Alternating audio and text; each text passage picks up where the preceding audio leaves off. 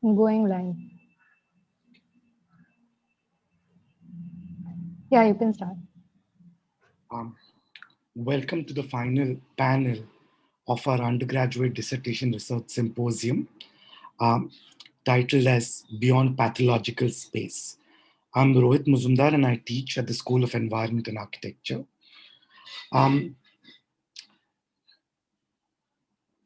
To introduce the panel, let me just tell you a small experience that I had day before yesterday. I was walking in my neighborhood, which is quite near the school, uh, quite near our school. And as I was walking through the neighborhood in the evening, I realized in a residential area where there were some kinds of shops, one sees many shops that have come up. Okay. Firstly, after the pandemic, most shops which were doing varied kinds of things have now turned into shops that sell perishable goods largely. Secondly, one also sees in the evening a kind of a street market kind of economy that has come back again and even more intense than what I know of my neighborhood prior to the pandemic. And um, one sees places like Cafe Coffee Day, Starbucks closed down, not working anymore. And I'd taken a walk along that route after quite some time, so it was quite surprising to see this. And one wonders really, um, you know how did certain kinds of economies manage to become or come back so with such resilience. And in this panel, we are going to look at three papers, so three researches, which essentially focus on those environments that have been in different ways labeled as pathological, as with metaphors that come from health discourse, but as a disease. This could be informal hawkers, these could be village communities or build forms in village, which are seen as insular and demonstrating older forms of community. Or it could be the so-called shadow cities or mufassils on the outskirts of planned cities. And there are many of them. The three presentations on this panel will look at ways in which we can possibly open up a discussion of spatialities in cities, in our cities, beyond pathological metaphors. So that's what the focus of this panel is, and probably that'll help us to connect with all the rest of the panels that have happened over the 3 days to kind of conclude around the two large questions that we asked in the symposium. So with that discussion, I will introduce firstly Mayuri Mistry, um, whose focus is on, whose dissertation is titled Experiences of Retail Spaces in Mumbai Suburbs, followed by Rishikesh Hirulkar, who looks at the practices of living and work in his own village in Akola district in Maharashtra. And Shrishti Karle, whose work focuses on developing a glossary of institutions' urban practices in architecture as a way to unlearn a mufassil, what is called as a mufassil town, and kind of a different kind of glossary experiment as against the one that we saw in the previous panel. So these are the three presenters, and our panelists, our respondents on this panel are Kush Patel. Kush is an associate professor at the Avni Institute of Design. Um, Vishwanath Kashikar. Vishwanath Kashikar is an associate professor at the Faculty of Architecture, SEPT in Ahmedabad. And Prasad Khanolkar, who's an assistant professor at the Department of Humanities and Social Sciences at IIT Guwahati. So welcome all of you, and welcome all the audience who's attending this session. With that introduction, I will firstly ask Mayuri Mistry to make her presentation, followed by Rishikesh Shirulkar and then Shishti. Thank you, Rohit. I'll just present my screen.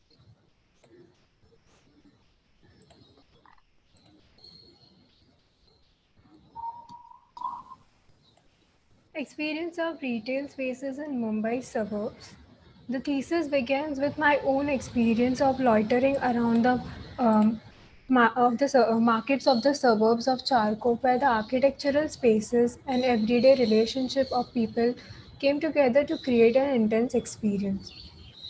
The thesis begins with the understanding and evolutions of markets in Mumbai, which leads to the research question of how does the architecture of retail shapes the experience of transaction. The thesis argues that the intense experience of retail is shaped by type. Type is a particular configuration of form and space in architecture which this thesis intends to study. The theoretical framework includes different readings in order to understand the relationship of type and experience, where type is defined as a relationship with form and space to life and living. The thesis argues that the type is an integral relationship of form and experience. Cartographic drawing failed to understand this relationship. The thesis therefore draws on narrative drawing to understand the relationship of architectural form and experience. Bhupen Kakkar's drawings are able to bring together a unique relationship of interior space, objects that make the space and personal mental landscape. The multiple perspectives allow simultaneous relationship between many parts of the space.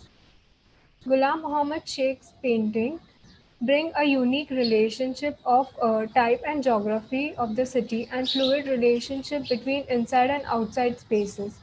The intense color in Ghulam Muhammad's drawing speaks of the polyphony that makes the city space and intensity of the relationships. The method of triptych employed in Sudhir Patwardhan's drawing allowed to establish the relationship between three kinds of spaces: the inside, outside, and in between spaces.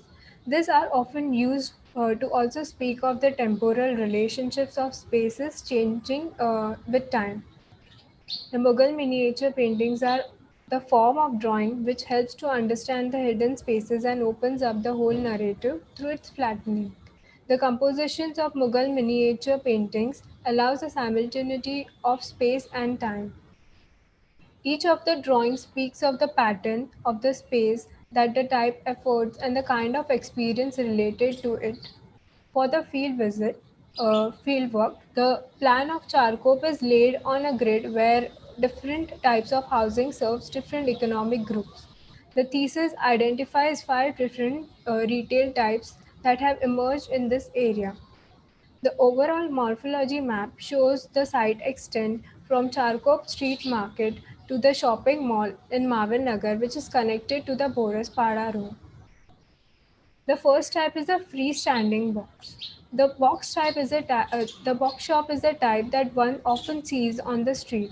It is formed through many negotiations with authorities and other actors on the street. It experimentally opens like a magical box at different times of the day.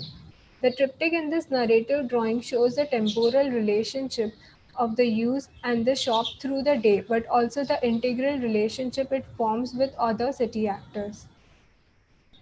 The street shop is also made through multiple negotiations with city actors. The occupation of the street and furniture creates multiple temporal possibilities of the use of space. The triptych in this narrative drawing shows how the space is used at three different times of the day. The rental shop in apartment building open up towards the street where the products flowing out on the sidewalk, making the edge corroded where the product merges into one another shop. The idea of multiple perspective in the narrative drawing shows the relationship between the space which occupied between two owners and the products which merges and connect the street of the city.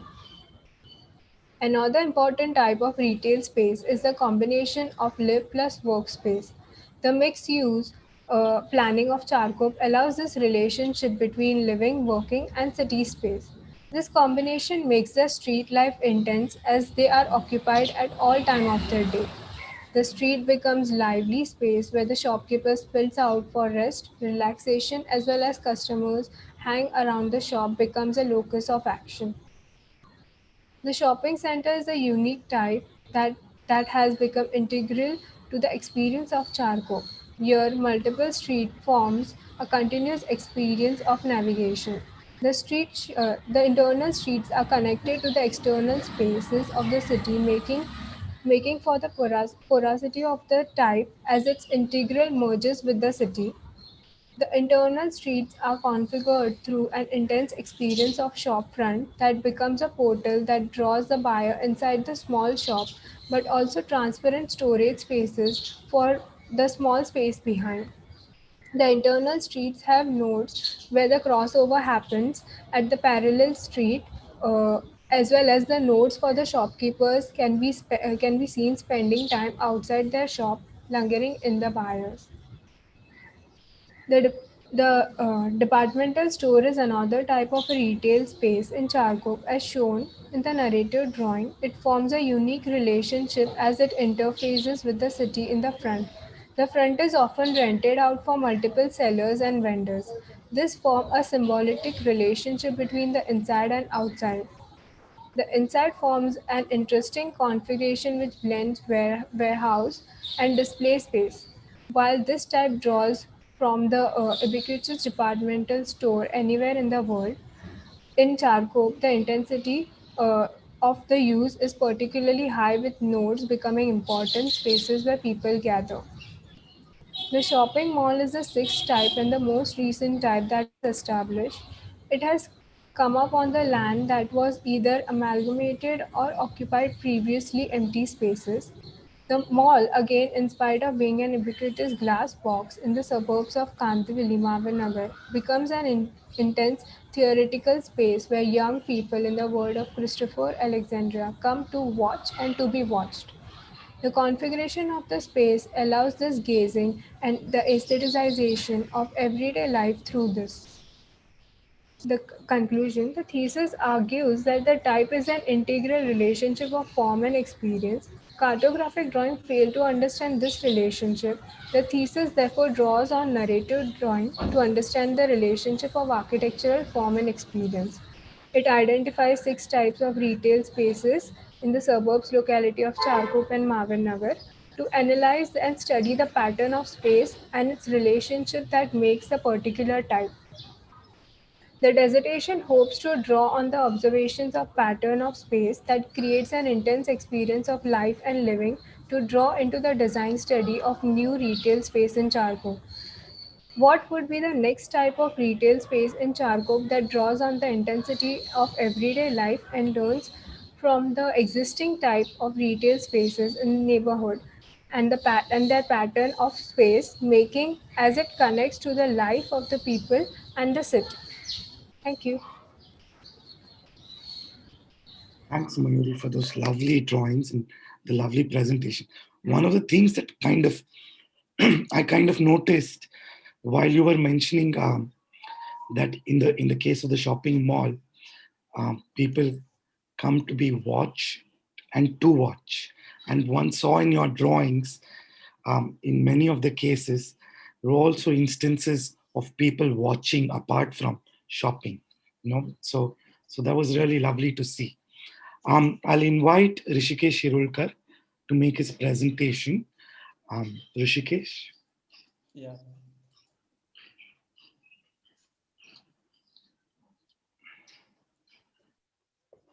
is my screen visible?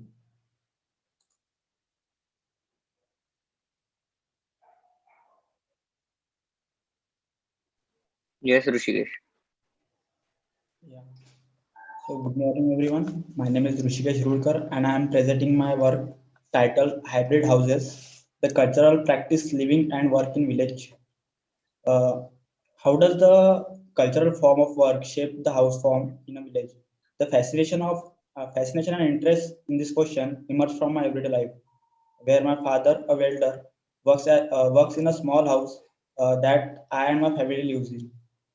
His workspace and our living space happen together in the same house in our village Dinoda in Akola district, Maharashtra. At stake in the question lies to challenge to understand spatial affordance of work and living in village houses, to developing conceptual openings and emerging culturally responsive house form in the context of their transformation. Uh, The aim of the concern is the new houses built in a village are disruptive to existing cultural structure because new houses built for apartment kind of segregated living, whereas in existing houses work and living space are mixed. The aim of this thesis is to develop the cultural responsive house form in the village. The objectives are to establish the relationship between cultural structure of the village and existing house form, to compile the form of new house and their relationship with their cultural structure along with aspiration of inhabitant. The research question is what is the relationship between work form and house form in a village, and how does it lead itself to the cultural structure of the village. Uh, the population of the village is 1200 to 1300. In village, there are five big communities lives in: Kumbi, Dhangar, Kumbhar, Vanjari, Dalit, Marwadi, and other smaller communities. The small, I studied 13 houses in my village belonging to households that were involved in doing different kind of work. Milkman who belonging to Dhangar caste, Gankari shopkeeper and chef who belonging to Anjari caste, tailor and barber who belong to the Navi caste, sari seller and cycle repair wala and mat maker who belong to Nath caste, and carpenter and patra karagir who belong to Dalit caste, welder who belong to Sonar caste, and police patil who belong to Kumbi caste. The research method included intense field mode, uh, on-site drawings, and detailed participant observation that would help me to analyze the represent of affordance between different people and spatial capacity of the house form to prove prove for work and living relationship. More specifically, I analyze house plan and section, their programming, household configuration and routines, building typology and spatial affordance. Yeah. So this is a first house. So this is the house of a gang curry. The gang curry makes a group of people for the labor in agricultural field. In this house, I am focusing on uh, how how does the house use public and private space. Uh, the architectural element is allows the work happen in the Vasri Baitak and uh, Potla, where laborers can wait around to get their weekly salary. So this is a Vasri. This is a Baitak where the Gankari are paying the weekly salary, and this is a Ota. This is a cross section of the Gankari's house where this is a Potla, this is a Betak, and this is a Osri where women's labor are sitting and waiting. So this is an analytical drawing of the Gankari house. So this is a diagram of occupying space, who occupying which space, and this is a affordance drawing. This is a painting of the Gankar house. So this painting divided into two layers, the working layer and living layer. So this is a Ota, this is a Betak, and the Osri where women labor are waiting, and this is the entry for women laborers. So next house is a milkman house. So here I am focusing on how the open space used for a multiple activities, and the architectural element is the courtyard where villagers get milk. Essentially, the women of the house are the ones who handle all the work in the milkman house. So this is a courtyard where all the activities are happened, and villagers get milk from here. This is the cross section of the house and the occupied house and work pattern diagram and house affordance diagram. And this is a painting. This is also divided into two layers: the work layer and living layer. So this is a work layer where all the activities are happened, and this is a room where they sell the women sell the milk. Uh, the third house is the police party house. His role in the village is to justify justice to the villager. In this house, I am focusing on how the baitak, which is open to sky around the veranda, is used for public activities. The element which allows the work and living to happen. Open veranda and baitak. So this is a open to sky veranda, and this is a baitak where the all the meetings and uh, all happen, and this is a house used as a living. This is a cross section of the house. This is a diagram of analysis diagram of the house. This is painting, and this also divided into two layers: the work layer and the uh, living layer. So this is a veranda where meetings open to sky veranda where meetings happen, and this is a betak where police officers and villagers are discussing their problems and all. So next house is a sari seller house. Here I am focusing how does the one room of the house works as a display. So the architectural element here is called as a kholi, and the woman and her daughter handle the work. So this is a room where the the room works at a display, and this is also shop of the sari shop. This is the cross section of the house and the analytical diagram of the house. So, and this is a painting which divided also in two layers. The work layer is and the living layer.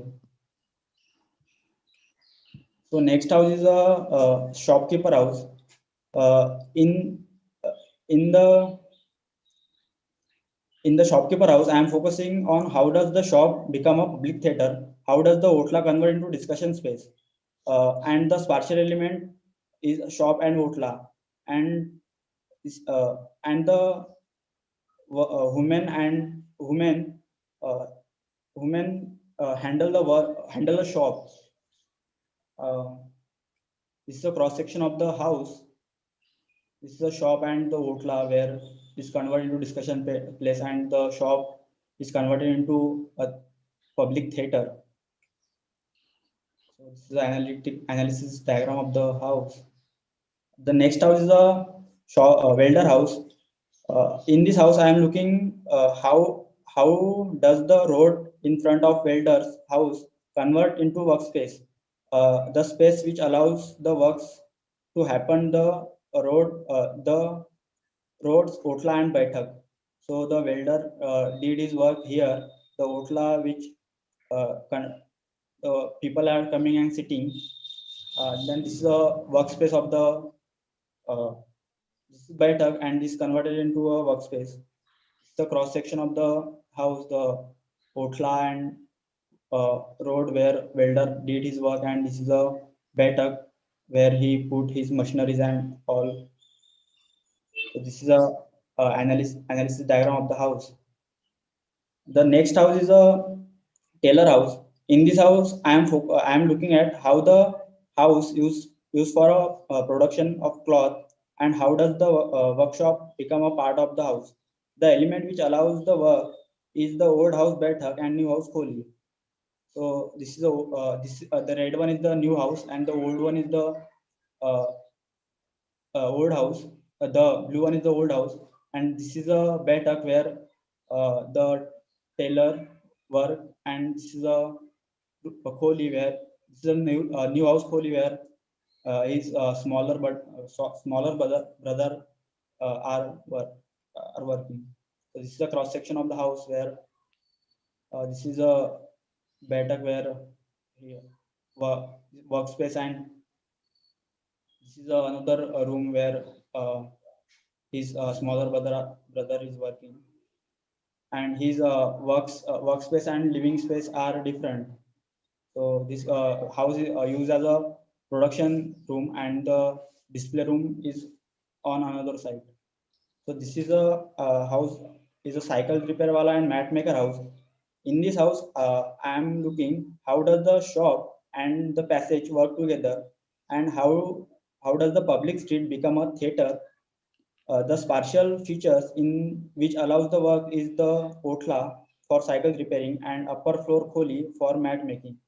So this is a smaller shop, and this is a passage who the mix together, and this is a road where the work is happened, and uh, the the house which the people the households are live, and this is the upper floor kholi where his father his uh, mat doing mat making work, and this is a analysis diagram of the house. The next house is a carpenter house called Sutar house, Karavir house. In this house, I try to focus on how the covered space and open space used in a multiple ways. The element which allows the mix of work and living in the courtyard. So this is a courtyard where he did his work, and the house where he lives. This is a cross section. So this is a cross section of the house, and this is the courtyard where he worked, and this is analysis diagram of the house. The next house is a Patra Karagir house. In his house, I am focusing on how does the house act as an indoor workspace. The characteristic that allows it is the new house better. So this is the old house, and this is the new house of the Patragarage house, and this is a Betak where he did his works.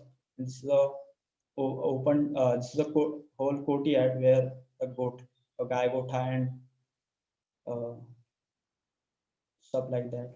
And this is a cross section of the house where this is a uh, new house Betak where carpenter did his work, and this is the old house where he lives. This is a analysis diagram of the house. The next house is a shape house. Rishikesh, I, yeah, sorry to disturb you, but you might have to, wrap up a little quicker. yeah, So, yeah, if you kind of explained your houses, you could kind of come to the argument. Huh? Sorry to yeah. disturb. So the last three houses are left. So I'm quickly show you the shape house, Acharya's house called shape house. Here I am looking how the house occupied how occupied used as a man's adda. The element which allows to happen the shop and wasri. So this is a wasri, and this is a shop. This is the cross section of the house, and this is shop and wasri where man's converted into man's adda. So this is the analysis diagram of the house. And the next house is the barber house. So here I am looking how uh, the workspace and living space are different in his house. So he's only his living space and workspace in another side. This is the cross section of the house, the analysis diagram of the house. So this is a new shopkeeper house. So here the same case where his living space and working space are different. So, and this is a cross section of the house and the analytical analysis diagram of the house. So this is a spatiality affordance diagram. Uh, so the conclusions are all 13 households data studies were involved in work spatialities, specialization in addition to being cultivators of labors and agricultural field.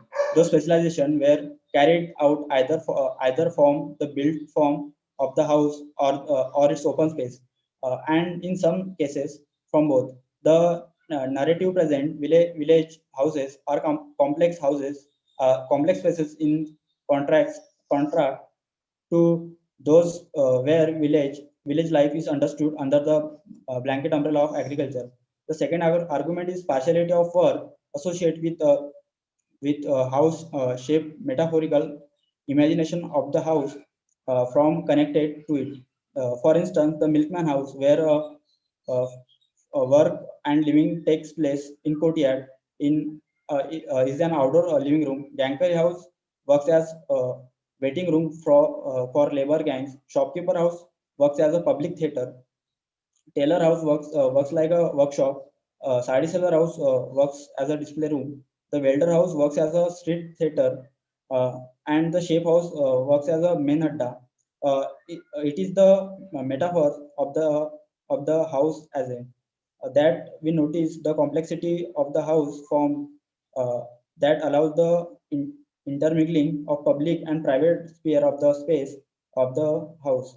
The third argument is uh, intermingling of the public and private sphere of life in the house form is afforded by specific architectural elements such as courtyard, outlaws, washeries, verandas, and baitak, along with the sets of room that can be used flexibly. All of those come to act as a spatial affordance that shape the possibilities of the cultural form of work within the house form. The fourth argument is apart from caste-based norm that may have settled over a long time, the cultural form of work sphere, gender relationship, and practices who partially manifests in the house form. In the regard, the role of women's labor in the production and reproduction of life manifests in gender domestic partialities, where women come to occupy the front front space of the house in the one of the following three scenarios. Uh, where they are centrally involved in the production of work, for example, milkman house, shopkeeper house, when the production work does not demand the presence of numerous men who are not part of a household. For example, carpenter house and patrakaragir house, the women's production works start to separate from the house. For example, tailor house, barber house. In the other instance, where women's role is the imagined predominantly as labor in the reproduction of life, the partiality of their workspace is located in the backspace of the house. The fifth argument is uh, in the ongoing transformation in the village, there are aspirations to separate work space completely from the living space of the house. One can expect such as a separation to the significant implication and the workings of the public and private sphere of the life uh, of of life in the village and gender in the space.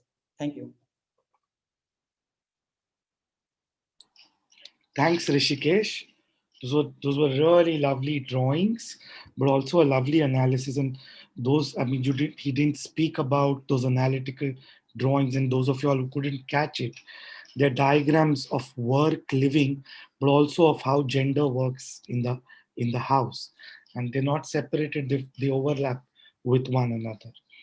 Um, I've been in conversation with Rishikesh, and each time he's spoken to me about his houses, each time he tells me the house is like this. It's a house is like a theater. And each time for each house, he has a metaphor that he comes and tells you. And it's been the most striking thing about his way of seeing the houses in his own village that he's living in. With that kind of, introduction to thinking about houses as metaphor, I want to move on to the next presentation and invite Shrishti Karle, who works with a glossary um, in a small industrial town, a town based on small scale industrial clusters on the outskirts of Bombay. And in the pandemic, she had absolutely no access during the lockdown to go to this this industrial town. And she was super interested in kind of working with this area of inquiry because she lived on the outskirts of it. And she managed to kind of get access to a range of people and has produced a glossary, and through the glossary a set of conceptualizations that are spatial conceptualizations that are based in metaphors that have emerged from that from those conversations over the phone. So Shrishti, over to you.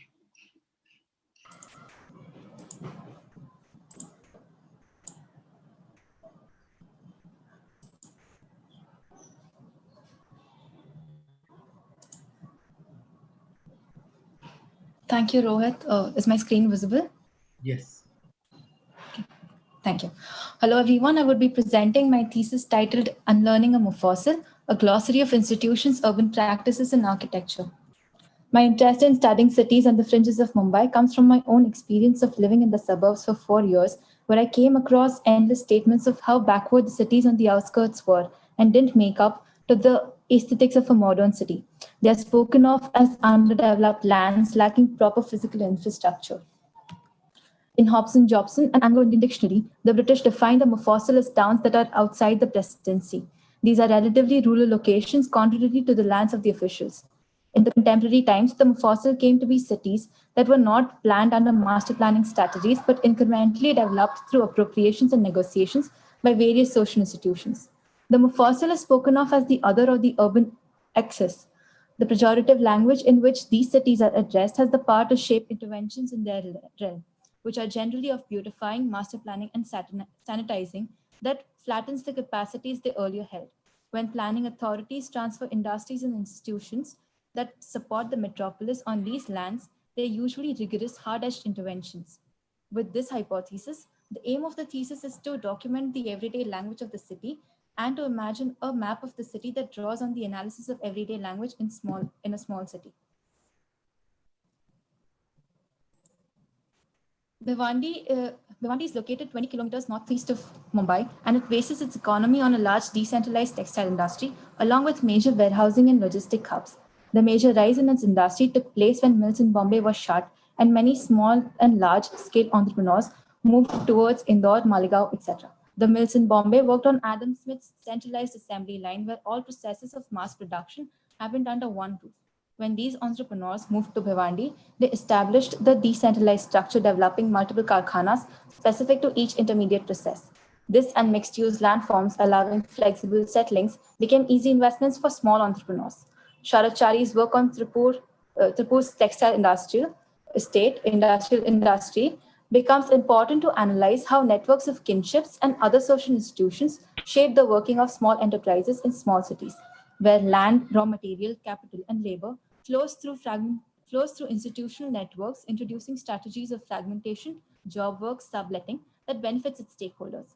Solomon Benjamin anchors the above two arguments with a discourse on land and land politics. His thesis proves the diverse land settings, allowing a varying range of practices and practitioners, each efficiently using infrastructure and land. He argues that incremental developments have higher capacities in diverse economic settings vis-a-vis master plan schemes.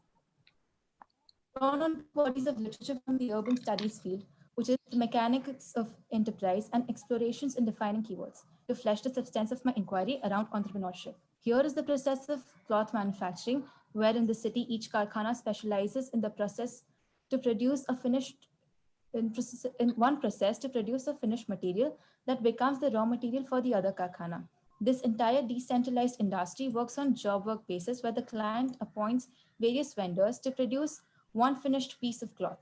These are conversations with different actors around work, and living that become the basis of my fieldwork, which is the everyday language of the city that manifests itself into innovative spatialities and practices. To study language as a tool of interaction and glossary as a method of documentation, I refer to four works. These texts unfold terminologies through translations, etymologies, micro-narratives by introducing dialogues, historical uses, arguments, counter-narratives, etc.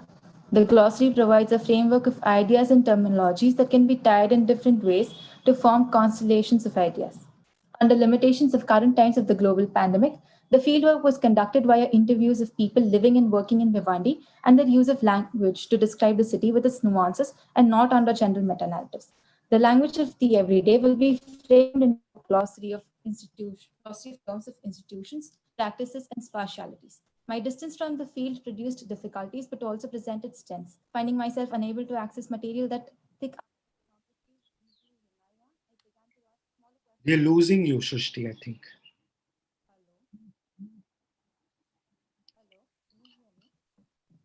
I think she's got disconnected maybe. No, she's connected. We just can't hear her. She'll join from another device.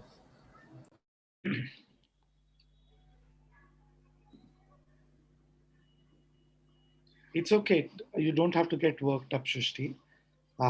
It's okay. Just connect again. That's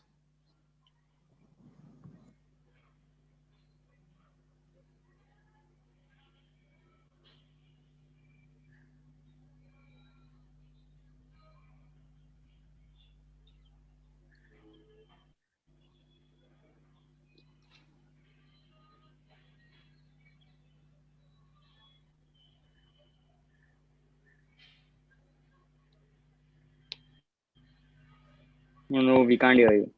Can you sign out and sign back in? That might just be faster.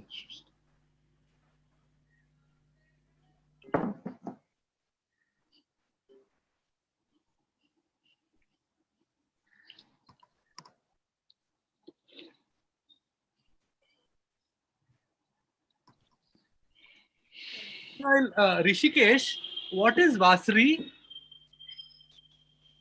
Vasri. Vasri. Vasri. What is it? The long covered veranda. Okay. So vestibule. Okay. Covered veranda. Veranda. Samortha. Okay. So Vasri in Marathi becomes Osri in Gujarati. Acha. It's the front veranda. No, here it is at the back. Here it is at the back, which connects to the spaces for cattle. So Vasri. Acha. Am I audible now? Yes, Shushti. Perfectly audible. Perfectly. Sorry. No issues. Just a second.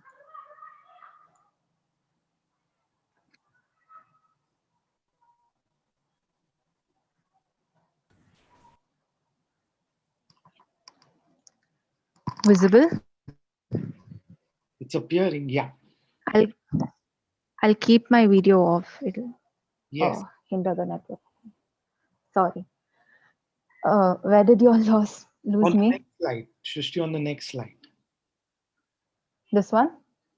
No, this one. The previous one, sorry. The previous one, yeah. Okay. This language of the everyday will be framed into a glossary of terms of institutions, practices, and spatialities. My distance from the field produced difficulties, but also presented strengths. Finding myself unable to access material that thick architectural ethnographies usually rely on, I began to ask small questions to construct experience, relationality, and spatiality of the form of life in Vivendi. For example, I knew that the term compound meant a place where industries functioned, but my field interlocutors explained how the large space allowed even the smallest entrepreneur to participate in it, and how it had spaces of residence and work. From my interviews, these were a few terms that were identified which built the everyday of Vivendi. The term institutions draws on its sociological definitions as stable patterns of behavior that define, govern, and constrain action. Example, families, kinships, etc. Whereas the term urban practice is defined as the work that actors and agents as individuals or in groups do in producing and reproducing the city. Architecture then is the form of spatiality that emerges out of the interactions of institutions and urban practices. In focusing on current meanings, etymologies, sociocultural uses, and communities that interpolate the use of terms, my glossary opens up the changing patterns of meanings over geographies and time. For example, the term compound originates from the Malay Indonesian word kampong or kampung, which means village or enclosure. Its use developed from specific to fortified areas in Europe, America, to non-fortified areas in British South Asian colonies, and now as an ensemble of various activities. One can suspect that new developers have come up with the conceptualization as integrated industrial areas as a strategy to sanitize such messy spatialities.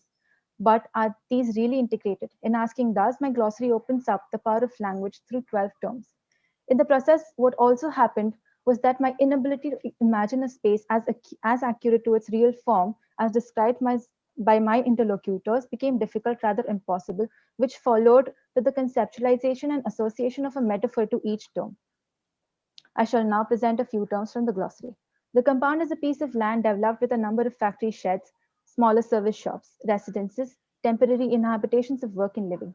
The compound, coming from the Malay word kampong, meaning an enclosure or a village, is here reconceptualized as a quilt, a mattress that is stitched with pieces of cloths of different colors, hues, patterns, sizes, etc. The beauty of the quilt lies in its ability to hold such diversities. The coexistence of various production factories, different scales of entrepreneurial activities, and other practices form strong stitches or linkages that keep them together.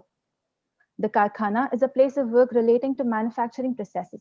It originates from the Persian word karkhana, meaning business place. During the Mughal reign, it was a state-controlled manufacturing center that supplied provisions, store, and equipment to the royal households and government departments. The karkhana is akin to carpet, emerges from its ability to fold, unfold, be placed next to one another. The layout and design of the carpet arises from the organization of paraphernalia of production. The kinship structures that work and live here form the intangible layer of the carpet. The portmala is the attic of the karkhana. The word comes from the Marathi meaning of port, belly, and mara, a floor. Thus, the floor that is the belly of the karkhana. The belly expands, contracts, inhales, and exhales waste materials, waste yarn, raw materials, packed goods, rusted machineries, oil cans, etc. To some migrant workers, the belly becomes the very first home in the city, a place where they cook, eat, sleep, rest, a niche in the karkhana to develop on their skills, and so on. Service shops are 100 to 200 square feet shops that support the larger industrial network. These shops are like plugins vital to the entire network of the compound that take form as smaller interjections, bulges that squeeze in and spill out on street junctions, adjacent roads, factory walls, compound walls, gates, etc. These shops are of mechanics, electricians, auto mechanics, weavers, tailors. In the process of completing the network grid of the compound, bodies and materials flow in and out through these shops. Besides are lunch homes essentially serving single migrant men. They are around 200 to 500 square feet, serving 10 to 15 men at a time. These work on monthly rentals and are open twice every day. Men either occupy the floor or are seated on tables with 2 to 3 men serving them. These men eventually become friends, for their time at the Busy is a long 20 to 30-minute engagement. Stories of homelands, travel journeys, city lives, etc. are shared here. The tiled floor, the wall, the dado, all become pixels of the memory box that hold these stories and memories. Pan dabba or pan shops attach themselves to factory walls, building corners and road junctions. These are mostly occupied during lunch breaks, but will never fail to have at least one customer mingling around. These short-spanned visitors are factory workers from in and around the locality or passing by auto drivers, scrap dealers, truckers, who stay and witness various activities that happen around. What takes place at the pan shop is this performance of Chinese whispers and stares between temporary bubbles, attaching, popping, and disappearing.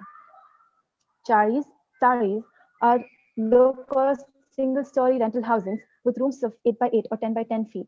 They are either built by a developer or the shade of the compound. Built next to one another, they share common links of kinships, community structures, and cultural celebrations. These assembly of cells becomes the tissue assigned for specific functions. They allow the diffusion of bodies, practices, and cultures. Domestic practices of papad making, sari cutting, packing, etc. takes place in these cells between neighboring families, generally women. Godowns are places that store goods. It comes from the Malay word gadong, meaning storeroom or a house built of brick and stone. These are like cabinets in industrial estates and complexes placed parallel to one another with a road cutting across wide enough for trucks to move.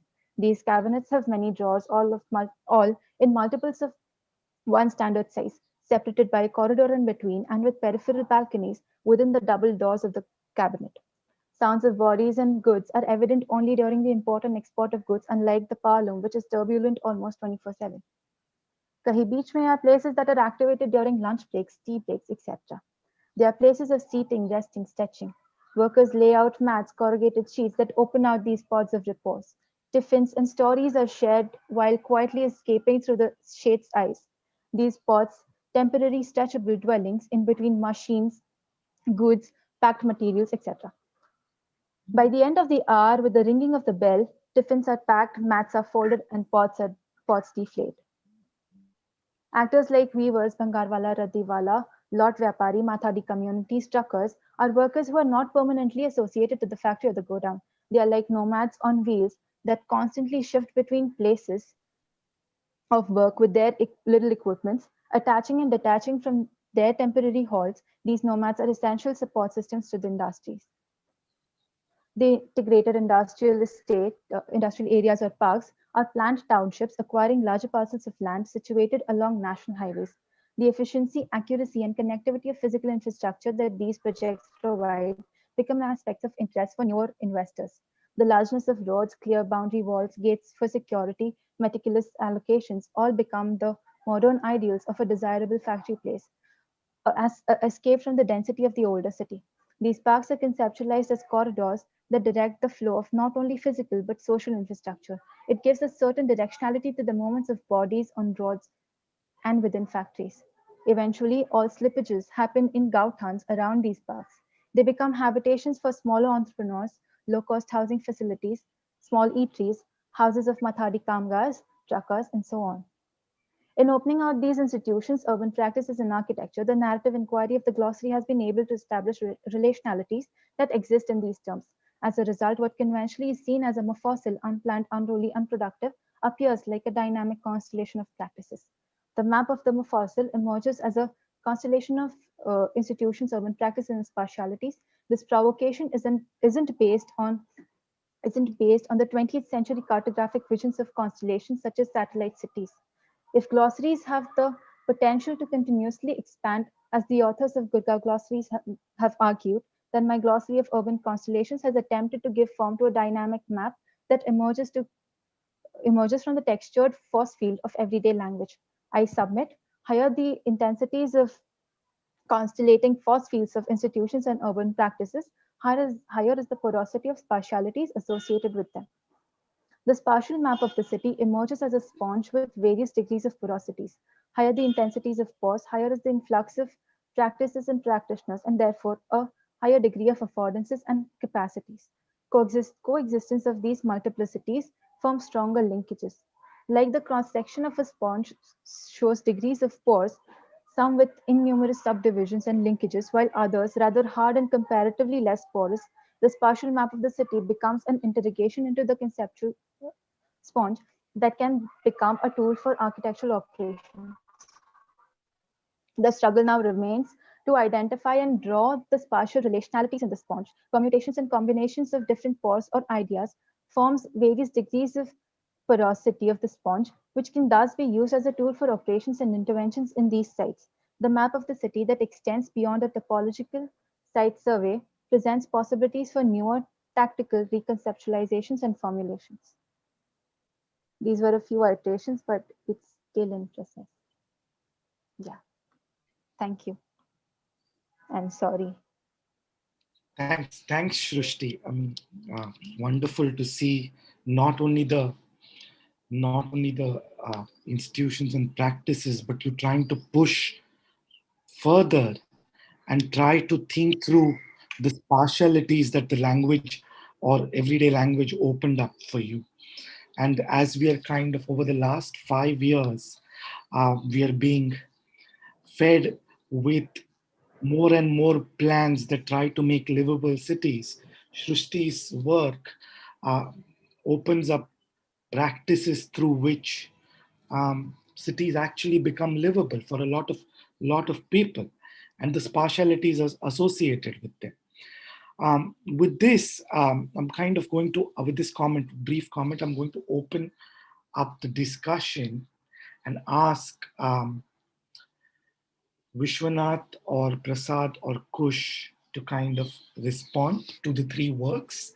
What we'll do in the response is that we will first, we'll take one round of responses on these three works in the panel, okay, followed by,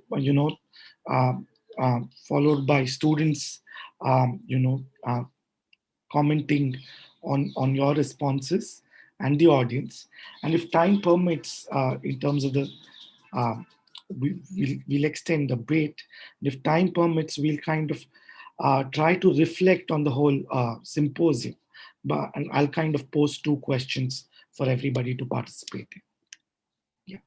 So if anybody wants to come in first.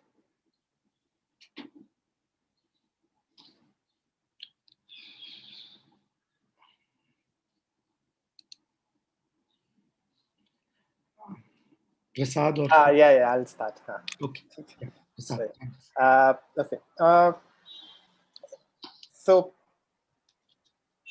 no, they're all three really good projects. I'm kind of still thinking why the panel is called Beyond Pathological Spaces. I mean, except the last one is fairly sort of clear. The other two I wasn't really sure about why it's called Beyond Pathological Spaces. But that aside, I mean, Mayuri's work, I mean, interesting in the sense of that you're actually studying these different types of shops, right? Like the box type and the furniture type and the apartmental rental, the row house, shopping center, bungalow shop, department shop, shopping mall. And sort of looking at the architectural form of each of them, right?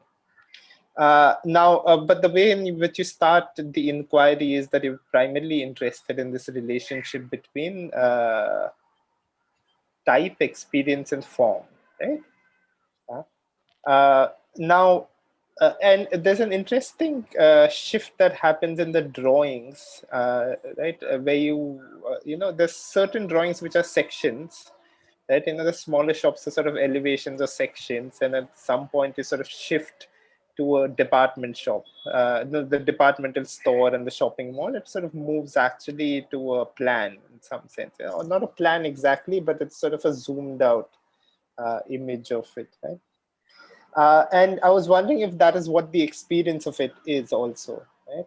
If that is how you see it, right? Or and the question then is that, firstly, the question of experience, I mean, whose experience are we talking about? And I get a sense that you are talking about yourself here. But the question of, what constitutes this experience of these shops, right? Which is something that I felt was absent. Because if you're looking at Sudhir Patwardhan and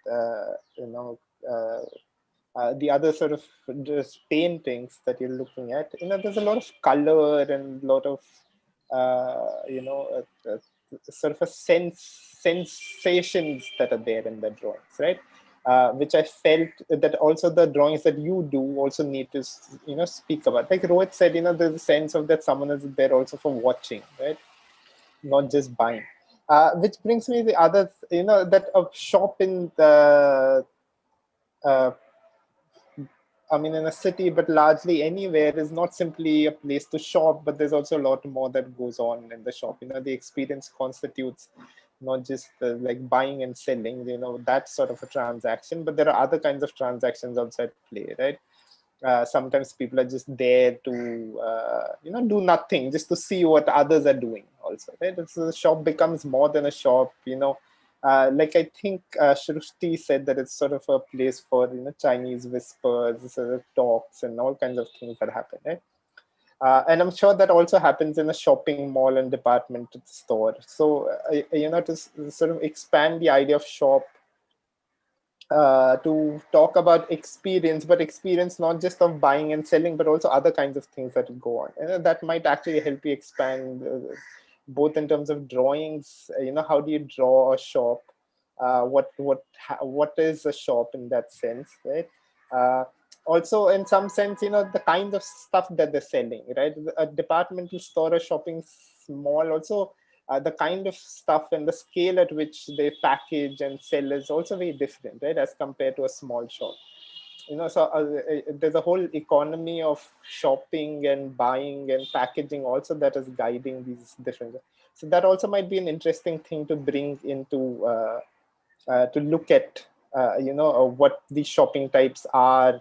What does the role of a shop mean in each of these localities, in each of these spaces? Right? I think that will give you a better, a more expansive sense of the experience of shopping itself. Right? Rishikesh, I mean, it's actually a very interesting study. And at some point I was actually wondering that you've called it that, looking at a house that is more than work and living, right? And at some point I felt that, is that a very urban question, right? The idea that to look at a house as something that is very, or, that is not just about living, but it is work and living in some sense, I felt, comes up with a sense of, a modern city where the houses are separated from living, and in some sense the house has always been a place of work and living, right? So in that sense, I felt that you might be interested in asking other kinds of questions of your study, looking at other kinds of details and other things that are going on in the drawings, right? And which you do draw out in a conclusion, right? You are talking about, the work of social reproduction that women do, the kind of changes and transformations that are going on in the houses in a village, but also, these different kinds of diagrams that are showing. I mean, I wish I could have seen them more in detail. So, the other kinds of questions that actually I felt the study shows, it's not so much about the work and living. I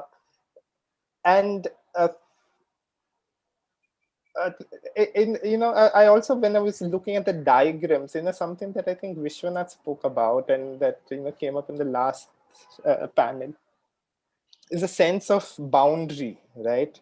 That to look at different kinds of boundaries, right? Which is where you're talking about, the veranda and the ossuary and the street as theater and this, right? But inside the house also, if you look at the diagram, there are a lot of invisible sort of boundaries that keep moving, based on gender and caste also, right? Even in the open space. So it's almost like there are invisible boundaries that are there, in the ways in which people move through the house, right? Which don't necessarily follow the boundary of the hard walls, right?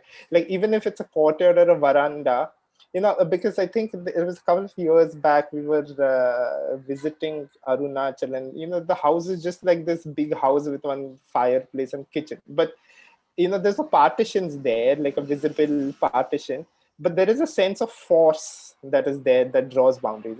Who locates where, right? Where does the head of the family sit or sleep? Where do the guests sleep?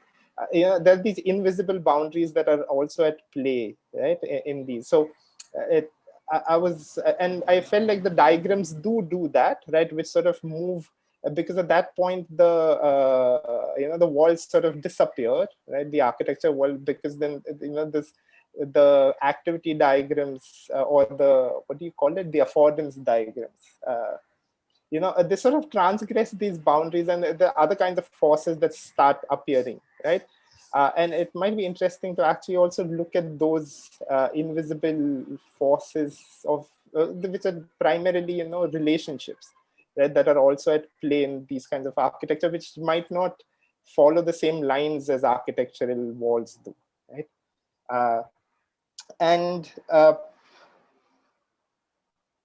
there was also a question of scale, is that, the mapping was at the scale of the house in some ways. And, there was so much going on outside of the house, right?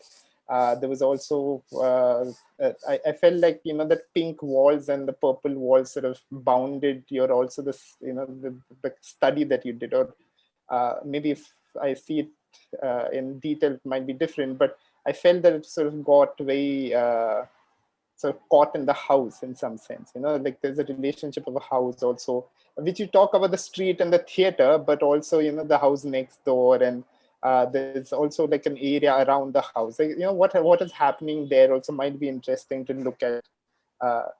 Shrishti, I mean, it's, yeah, it's an interesting, I mean, the drawings are beautiful. It's a great study of the glossary. I actually wish I could see the process of, how do you translate, right, what you're actually studying, right? The actual, say, the actual space, and how in your drawings it has transitioned into what you're drawing, right? At this point, I only see what you're showing, but I was wondering what the process of the transition from the, the actual study of the drawing to this more metaphorical and imaginative space that you've kind of constructed out of it, right? That is also something that I was interested in actually looking. There was one thing that I noticed, that that you sort of trace the etymology of a lot of the words, right, of a lot of the glossary terms, right? And it might be interesting to also pay attention to that a lot of the terms that are being used, some of them, the terms sort of evolved from the field, right? And some of them have a history to it, right? And that history of, say, the compound, right, is very different from, say, the, what is, I kind of forget the terms, but some of the terms are very, sort of evolve out of the morphosyl context, right? While the others have a stronger history of, factory. Right? So which are the terms that you want to actually, that's where, some of the words do have a certain power dynamics that are associated with it, right? Also, and that shows in the drawings, where, the factory that you show is this rectangular space that sort of folds, and, almost like like these boxes that fold up and fold down, and very strongly cartographic and rectangular, as against these other spaces which are almost like bubbles and stomachs that expand and contract. Like, that sort of power is there in the drawings, and it might be interesting to also look at how that is there in the etymological terms, or etymology also, and how that allows you to come up with different kind of the architectural strategies that are at play in each of those terms itself, right? In the sense that the compound is not just a history of a term, but it's also a history of an architectural term in some ways, right? That a compound is also a spatial category, right? So how do you play around with that spatial category of the compound? What happens to it in Bhivandi, right? And so what happens to the architectural sense of a compound in Bhivandi, right? Where its history sort of is also transforms through the spatial transformation of it, right? And what do you do with that? Is something I felt was, might be an interesting thing to explore. So they're not critical comments, but something I felt was just thoughts that came out of what I was seeing. Yeah, thanks. Thanks, Prasad, for those detailed set of comments. We'll take your responses later, but I'll just summarize in case, once again, a couple of questions that Prasad has put forth. Of course, you all can choose to respond to several others that he's kind of asked. For Mayuri, the big question that he kind of posed was, what is the role of shopping in these neighborhoods, in the suburban neighborhoods? The big kind of question that he kind of posed.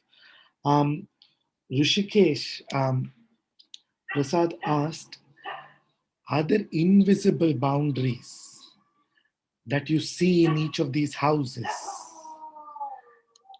which are not made of walls, that determine who is where in what kind of space? And does that set up certain kinds of relationships? Are there invisible boundaries? And Shushti, for you, I mean, how do you translate the terms that you get into the drawing? So what is the process involved? And what kinds of architectural operations underlie them? Right. Yeah, so I'll kind of ask Kush or Vishwanath to follow up on Prasad's comments. Great. Yeah, thanks. Thanks, Rohit. Mayuri, Rishikesh, Srishti, what a joyful set of presentations. Brilliant work.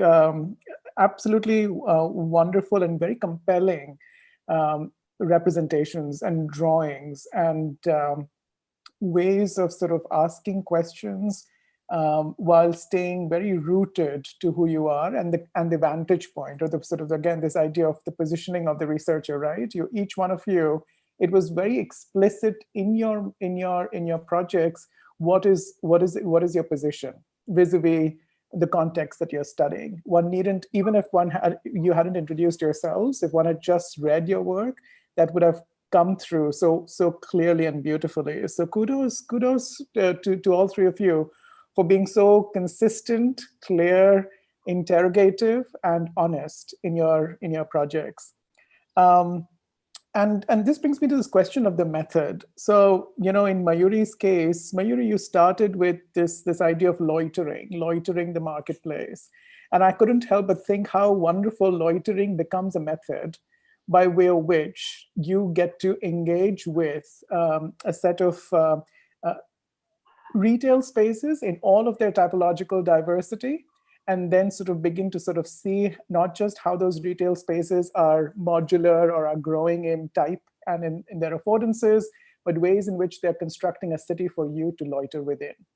So I think I just wanted to sort of dwell on that as to how could you possibly think of loitering is a way in which you began to approach. How could it be explicitly turned into a method of architectural inquiry that lends itself to thinking and concluding with these types, 1, 2, 3, 4, 5, 6 types that you've concluded with, as a way to then say the extent to which you're able to experience those types from your own bodily experience as a kind of an itinerant or somebody who's walking through those spaces. And then the idea of retail morphology becomes much more than the transactional ecology that you are sort of drawing our attention to.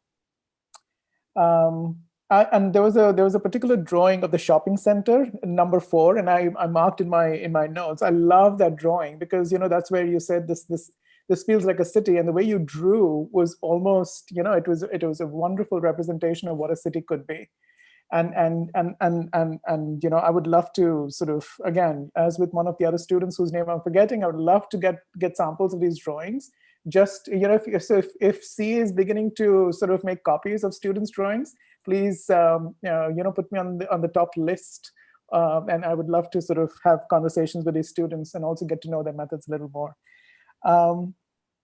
So the question for you, Mayuri, I mean, I know you conclude with this question of what would be the sort of the next in this series of retail types, right?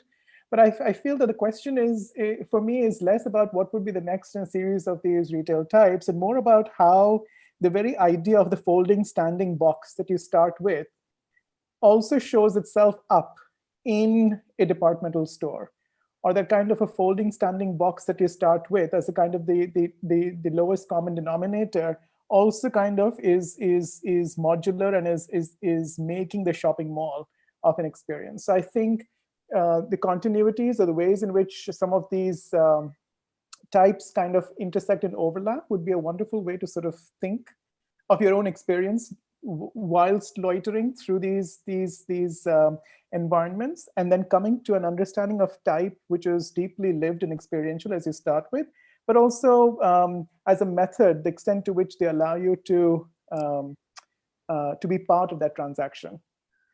and hence the limit of that type vis-a-vis its transactional capacity. I think that would be a wonderful way to sort of think or take this project forward. Rishikesh, thanks for taking all of that time and walking us through each and every type that you've so carefully studied. And kind of, your method came through as a kind of a deeply lived experiential mapping and drawing of a place that you know so intimately, right? But there were certain questions that you've lived with, and you're seeing transformations in the village, and you want to start making that relevant, not just for you, but draws all into why that is relevant. So I want to sort of, again, come back to this idea of the method that you have followed. The question was that as much as you were being very unit specific of what's happening within each unit, how social life, gender roles, economic activities are being shared, the topology is being understood, the role of physical space, partitions, different thematic elements coming together to make that of an experience. I was wondering if there's a way in which you could then sort of just at the level of the immediate street, start interposing, kind of bring 2 or 3 types together to see how those different ecologies are facing each other. So right now, what we saw in each drawing was that there's a home unit and everything else was in a plan form, the roofscape and the street and all of that. But I was wondering if there's a way in which then you start putting how these types are actually constituting a larger ecology, which is also a way to sustain the kinds of deeply intertwined economic and life worlds that are part of your study. So it is a question if you think that is something that you have seen not just happening at the unit level, but also perhaps happening at the street level, or perhaps happening at the street level and then intersecting with another street. So how do these house forms connect? And Srishti, what a wonderful way to sort of claim a new method for your research, a project, an area that you've always wanted to study, but then here because based on questions of access and accessibility, you turn that into your strength. And then through many of these networks and perhaps even whisper networks, you were able to sort of get insights into how these places are lived, and then conjure a set of drawings that tell us and unpack what those materialities might be. So I think it's just brilliant as a process. And I was thinking that if the ultimate idea is to not just produce a glossary, but what your project does is that it's an embodiment of life. And so your glossary is really kind of an embodied experience. When you read it, when you look at those drawings, it really brings to life. How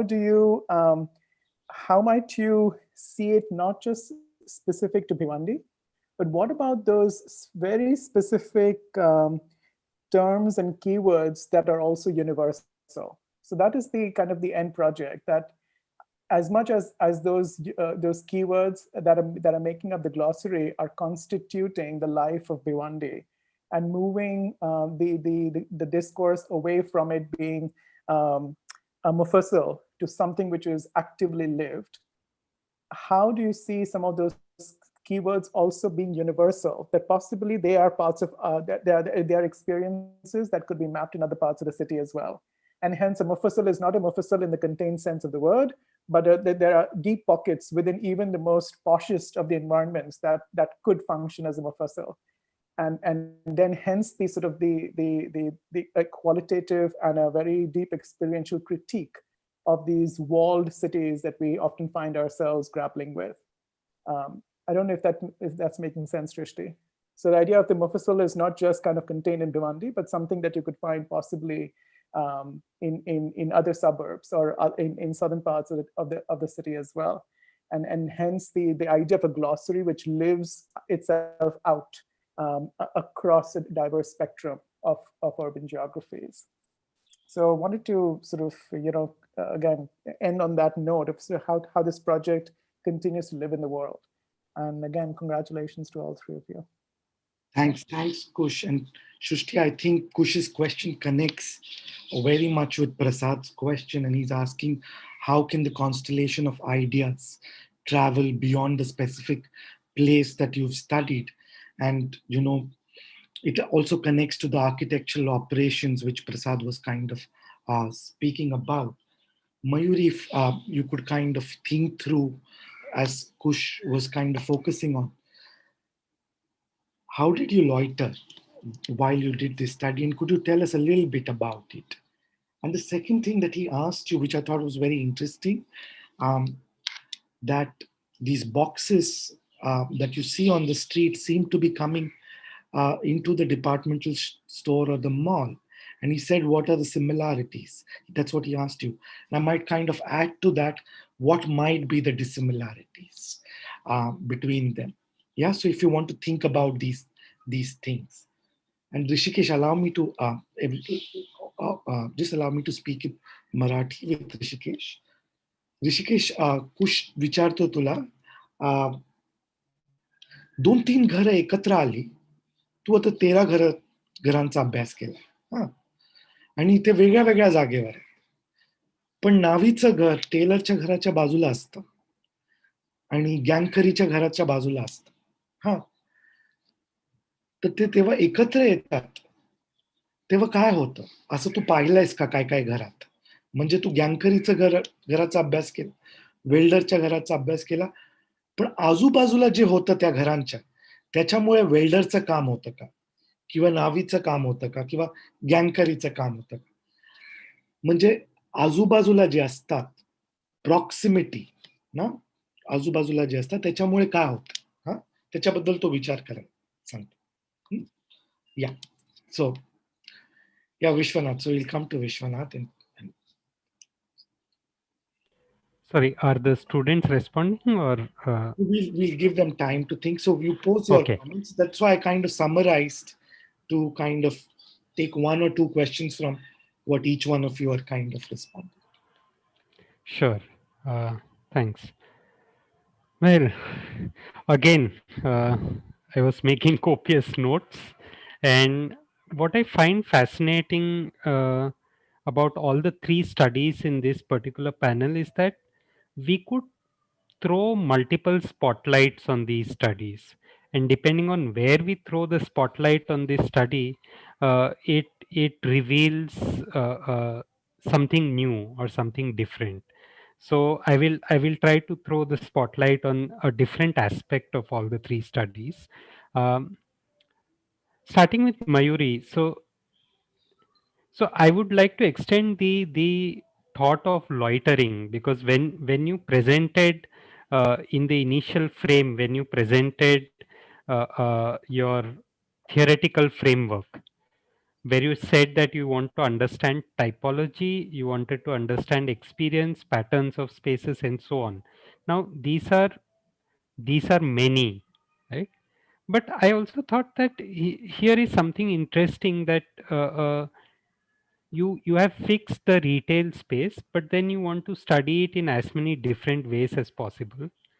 And then it is further the other interesting dimension you have added is taking up these different artists and their different way of drawing. Now, if I read into how you sequenced your presentation of retail spaces, what I found fascinating is the sequence that you gave. Box type and street shop were the first, then the rental and the row house, and the shopping, then the department store, and then the mall. So there seems to be a progression of scale, but also there seems to be a classical typological bias to some extent to the manner in which you classified.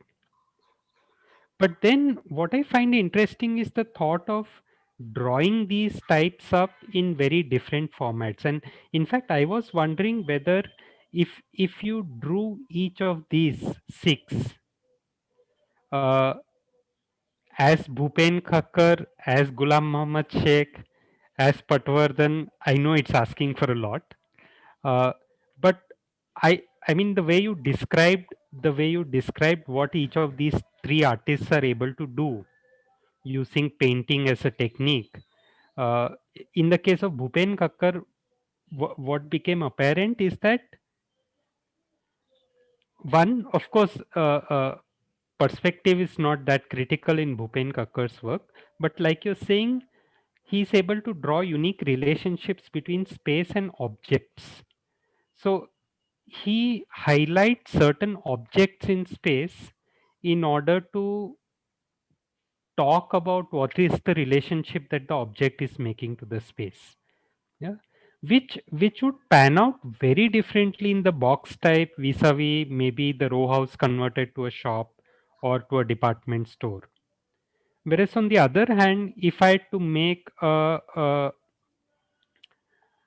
say a Patwardhan style of painting for each of these types, it forces me to ask the question, what are the three, are there these three kinds of spaces, the inside, the outside and the in between? Does the box type shop have an in between, or does the department store have an in between, and does the mall have an in between? And I think even this simple question of what is the in between for each of these retail spaces will throw up another fascinating discussion in itself. Yeah. Similarly, I felt that if I took up Ghulam Muhammad Sheikh's way of painting, which makes the relationship with geography, right, with a much larger sort of environment around it, that will force me to talk of the type not only in relation to its immediate surroundings, which you have beautifully done right now in the drawings or paintings that you have made, but also extend it, because one is not talking of surroundings but one is talking of the geography, which is a much larger scale.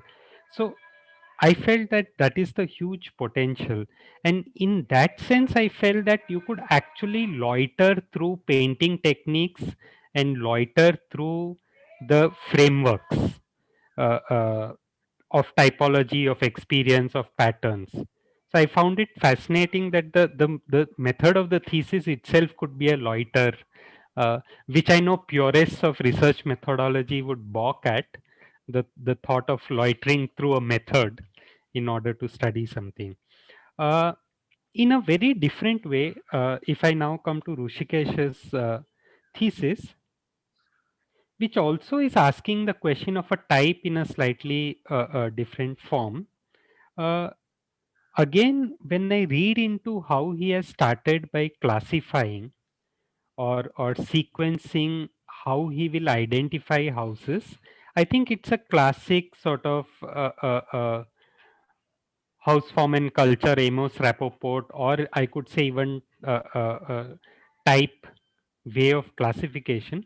But then you have gone ahead and actively debunked it in and uh, in the sense that uh, uh, in a lot of studies of vernacular architecture, one starts establishing type based on occupation, that this is a farmer's house, this is a weaver's house, and so on and so forth. But I think what your in-depth study is actually bringing out is that it is not as simple as that. And in fact, I was quite fascinated when you started presenting the house of the cycle repair guy who has a mat weaver on top, right? I mean, this is something that is not typically studied because it is assumed that there is this assumption that in a rural setting, a farmer's son will be a farmer or a cycle repairer's son will be a cycle repairer. What it does not go into is these complexities that get formed. Or for that matter, when you pointed out one house which had a shop and then the other shop you said as the new shop house, it's a new shop. Okay?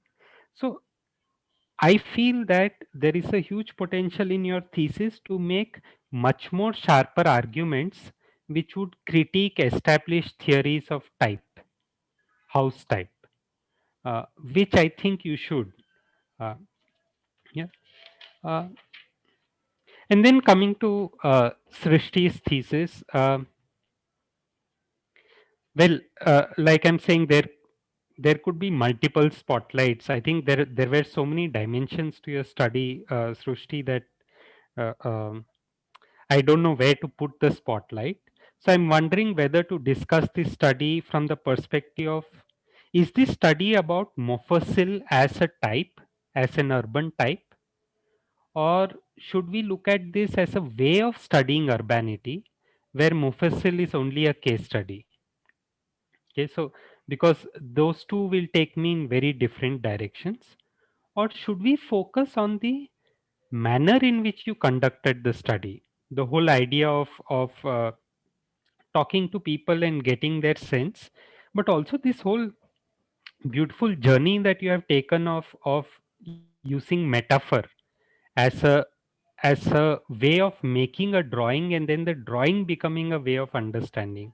Uh, so one question there, and an associated comment with it, is that when you chose the metaphor, I would really be interested in knowing, were there multiple options and you chose one, or did it come naturally to you? For example, when you were saying compound or kampung, and you used quilt as a metaphor. So I was just wondering, what if I say bhel? Bhel is a more appropriate metaphor than a quilt. Does it change your understanding of the compound itself? Okay. Uh, or when you say that the karkhana is like a kindred carpet, if I were to replace that, what does it do? I think to me that is also a very fascinating discussion to have. And on the other hand, I felt that your study also, I mean, you're not looking at type, you're not looking at the built form, you're not analyzing it purely from the perspective of function, but I think because of the metaphor, it also brings it closer to studying it almost like an atmosphere. When you are describing the pot belly and the Chinese whispers, it takes us into a very different domain of imagination of the city. And so I think that is another dimension of your study, that on one hand it's a research document, but it is also a very imaginative document. So I find that dimension of this study also fascinating. Yeah, I guess I'll stop here, and so that we can have a larger discussion. Thanks. I'll kind of summarize this. So Mayuri, one of the questions is there an in between for each type, and the other one connects to Kush's question. But if Kush asks you, uh, how did you loiter in the various marketplaces? Vishwanath is asking you, when you come back after having loitered, and your references for thinking about the representation, could you loiter between all the different drawings that became your reference point to think about your narrative generation? While Prasad mentioned that he sees them all as he sees multiple kinds of drawings, not one. He sees it as a loitering. Shrishti, is Mofussil, the study of Mofussil is a study of Mofussil as a type, or study in the method of urbanization? And what do these metaphors, how did you arrive at them, and what will they help you further? So these are broadly the questions. And Rishikesh, Rafael Monio, Aldo Rossi हा सगळ्यांनी लिहिलंय type बद्दल. त्याच्या पुढे तू कसं जाऊ शकतो, हा प्रश्न आहे तुझ्यासाठी. Okay. So yeah, if anybody wants to come and respond from the three of you to these questions, if you all have time. I'll start. Yes. So thank you so much for the comments and questions, which were actually very helpful in thinking more about the retail spaces. I want to start with my own experience of how did this idea of loitering and the method that came up. So I'm born in Charkop, and I also have seen the development which is evolving over the time, and the route for my college from first year is through the Charkop market. So whenever I enter the market, I have this thing where I just start. Matlab, the speed of my walking goes slow, and I start looking and I start observing the things around me. That what is it that fascinates me and attracts me towards that part of lane. So this was the one thing, and other thing which I further came up was that retail space is not just for the monetary transactions, but it is also for the experimental spaces around, where different nodes forms up, where people staying around the market comes every day and shops at particular shop which has the relationship between shopkeepers and the owners, buyers. So also for example, like whenever I for the type, that how did I came up with this type. So when I used to go to the market, all the products, the street which was which changes according to different time periods. Like for in the morning, the street is completely empty and there is no there's there's no much density, but as and when the time goes, the shop unfolds into the street and it merges with the street. So it is like it is allowing or inviting the people to enter to the spaces of retails, and look at the different types and the kinds of shops. And also there are layers of the shops in the street. So there are this first layer, which is the street shop, the second layer the rental shops, and with that there is an departmental shop, the shopping centers. So all this type actually made me think of what is this different kinds of spaces, like having the same products. All these types have the same products, but the type changes, the arrangement of the products changes. So this was a thing where I went into brought this topic into my thesis, that to look at the retail spaces and how this experimental spaces changes with the everyday life of the people. And also uh, also that what is the role of shopping in the suburbs, which Rohit asked me. It was like the Charkop is a place where there is most of the shops and everything includes the living and working space together. So if one sees, there is a row houses where people live, and also it turns into a shop below it. Also the rental shops in apartment building, where there is an experience of the crowd, which near the front face of the building, where the people experiences the crowd of the street. And in the afternoon, suddenly it is when the density reduces, there is no whispering which goes on. So this was a I also chose this market because of the pandemic restrictions, limitations, and also for this thing where the living and workspace are merging together. So how will be the street, how will be the idea of retail space changes. And okay, the method for the drawing. So when I started my field visit and experienced and also interviewed people, so the experience was that time I was just jotting down what all experiences was there, and I was trying to map it into a drawing through plans and sections earlier. But it was not narrating the kind of experience which I want to show. So the question was that how will I narrate the experience which I felt on the site itself, and how will I try to show the experience on drawings.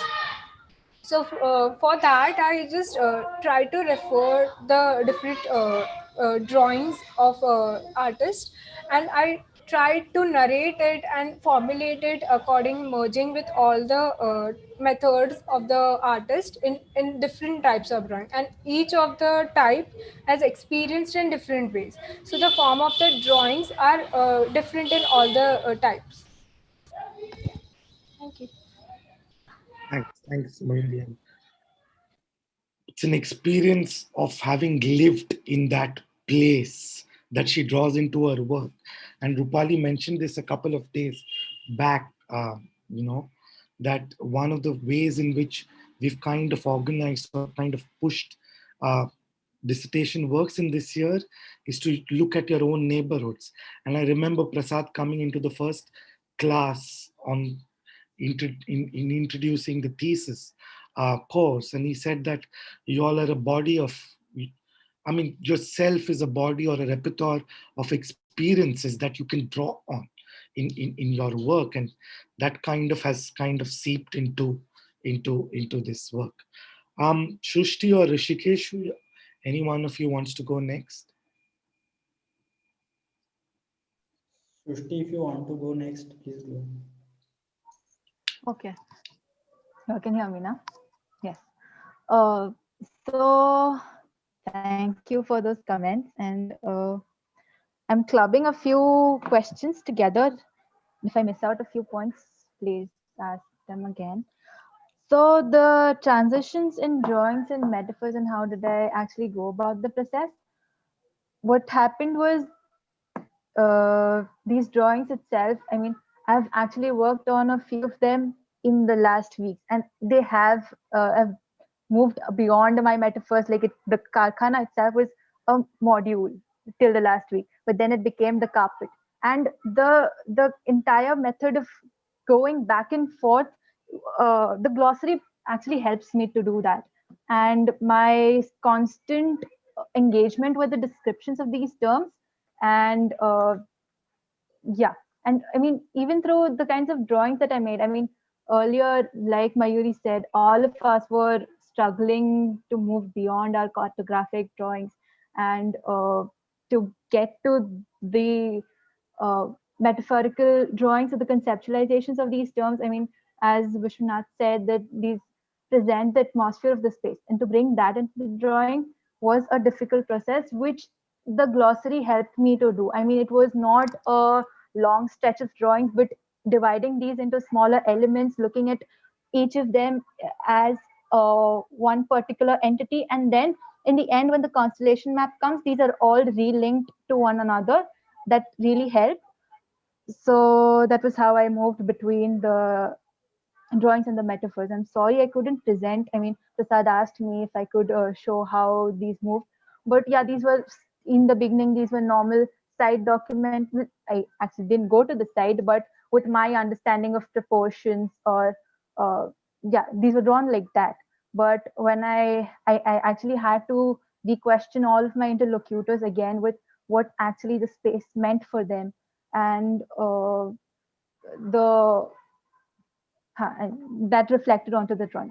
Next question was about power dynamics that are playing in the playing around these works, and I agree that the karkhana gets its form through such through these socio-political, socio-economical relations that exist. And earlier the karkhana, and also reflecting on to when you asked what is the history of the compound in the place, or what is the history of the karkhana. So the karkhana was a part of the house, and then when it moves as a separate entity into the compound place, and now when it is a even more distinct and bounded place in the integrated industrial estates, it also moves along with all the power dynamics that are playing around with it.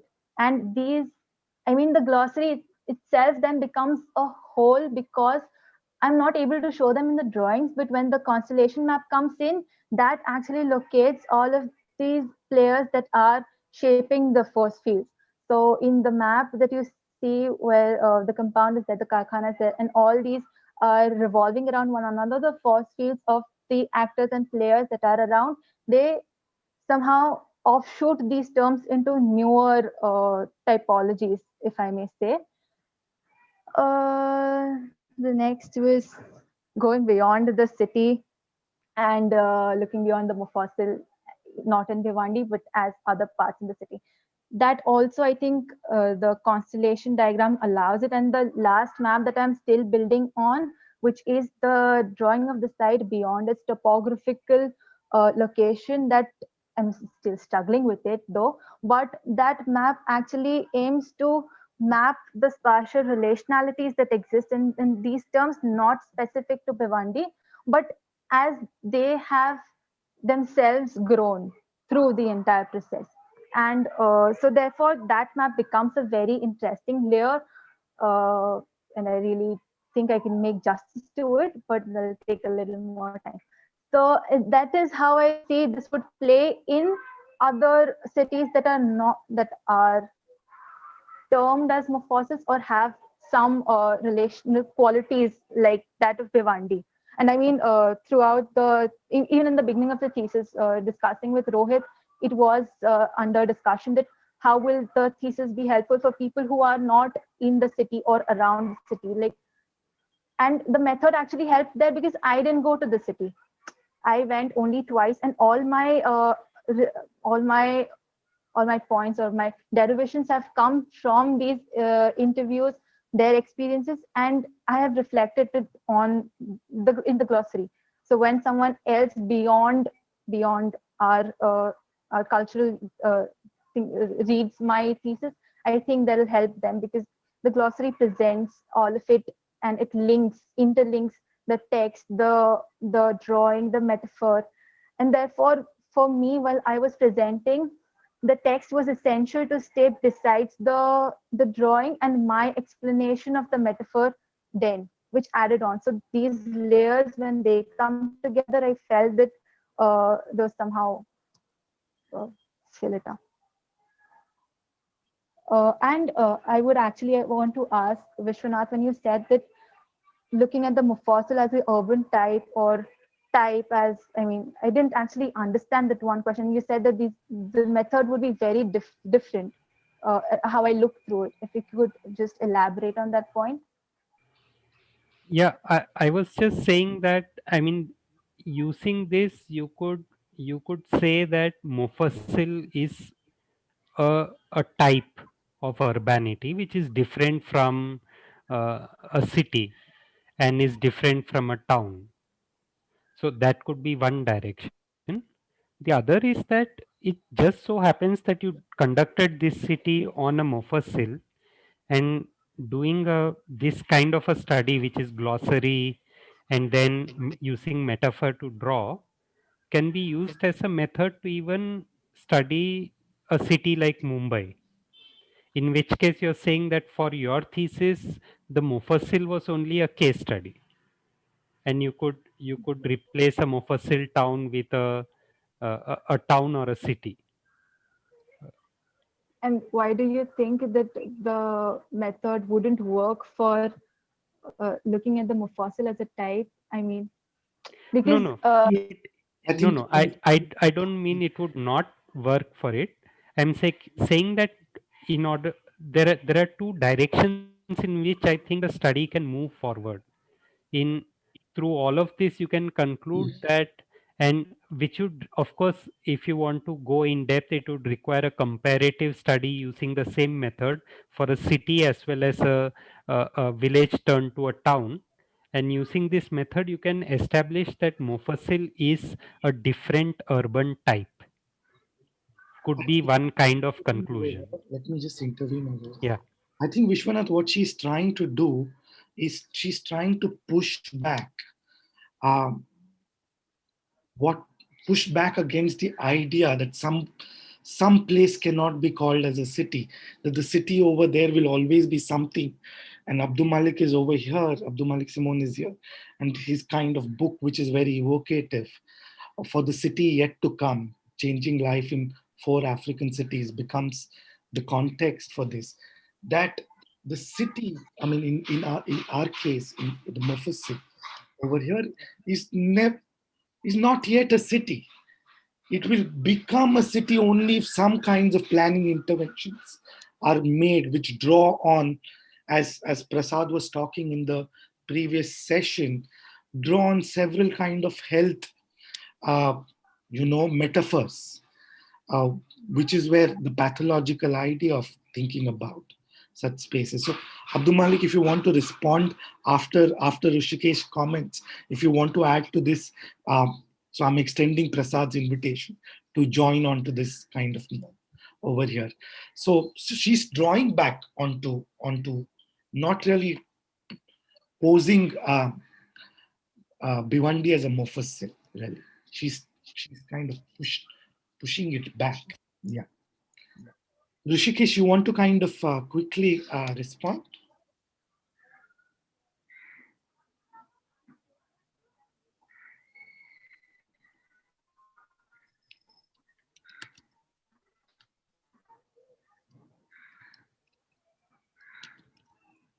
I think he's lost connection. Okay. We'll see if he kind of can come in. But Abdul Malik, would you like to come in here? Hello. Yeah, Rishikesh is here. So sorry, my internet is disconnected. So, responding to Kush's question. So,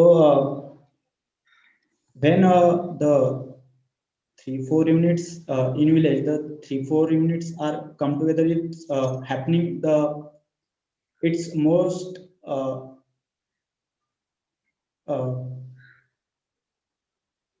मतलब जब भी 4-5 घर से जो भी workers के जो मतलब घर एक साथ में आते हैं तो मतलब ऐसे इंटरेस्टिंग चीजें करती है, मतलब उनको ऐसे बहुत एक दूसरे का सहारा होता है। जैसे अभी हेल्प होता है क्योंकि मतलब अगर किसी को अभी विलेज में ऐसे मतलब ऐसे बहुत सारे इतने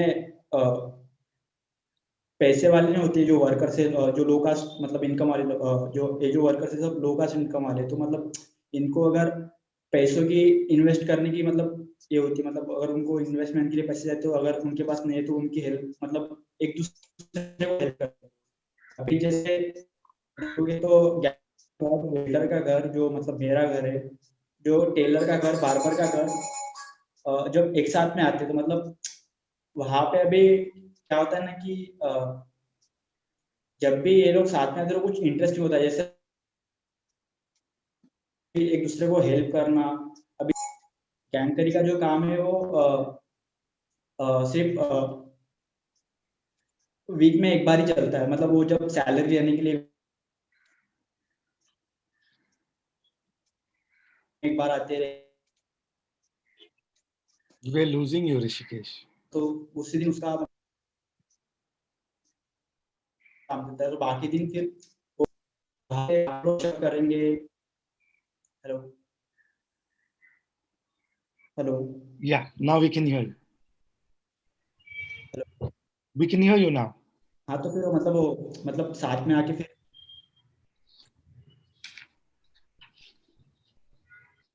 No, gone again.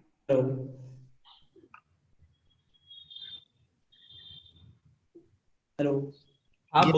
Rishikesh, turn off your video. Hello. Yeah, we can hear you.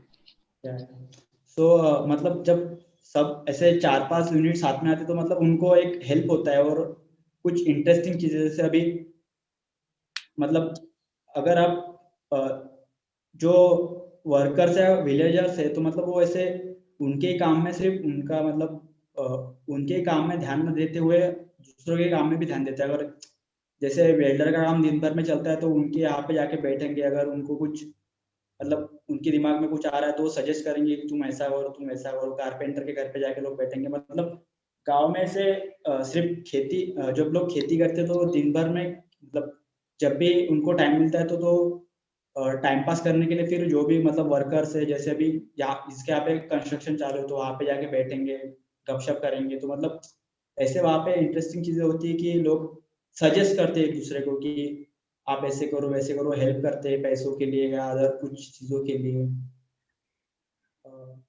And मतलब विश्वनाथ के क्वेश्चन को अगर मैं रिस्पॉन्स करूँ तो मतलब मैंने अभी जैसे सोचा नहीं कि उसको टाइपोलॉजी को आगे कैसे ले जाऊंगा, पर मैं अभी उसको मतलब सोचूंगा कि जो रेफेल मोनी और उनकी टाइपोलॉजी को मैं इसके साथ कैसे आगे लेके जा सकता हूँ. Thanks, Rishikesh. I'll take up one or two questions. So first, if Abdul Malik, if you have a comment, response, I'm just extending Prasad's invitation, and then I'll take up Ashwin's question. Yeah. Maybe he's... Thank you, Rohit.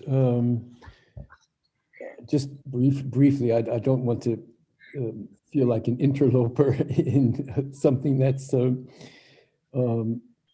but it's just very interesting to me, this notion of the location of the term of the city and where it fits in. And what has been interesting about the last 2 days where I've been able to listen in is this whole dynamic between the notion of the extended and the withdrawn.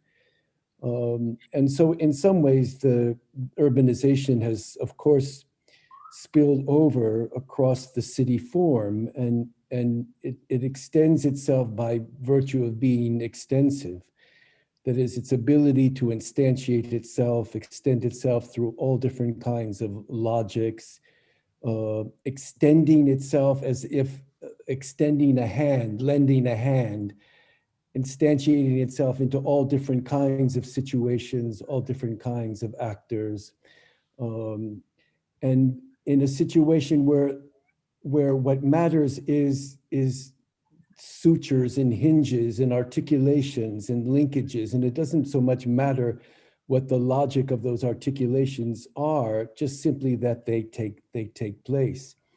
And so the promise of the city, the promise which was to cohere, provide a kind of overarching term for making use of making use of those that came to it, that resided in it, that would cohere their mutual and reciprocal contributions to each other, has been in some sense overrun and extended outward in ways in which it doesn't, the coherence doesn't matter, just as long as articulation takes place, just as long as there's a profusion of intersections. The coherence simply ceases to matter of the promise of the city form. But also, likewise, this sense of withdrawal in the ways in which much of what we saw to be a part of the city and its relationalities is withdrawn into a multiplicity of specificities that don't need to have anything to do with each other, that can't translate, that have no clear linkages.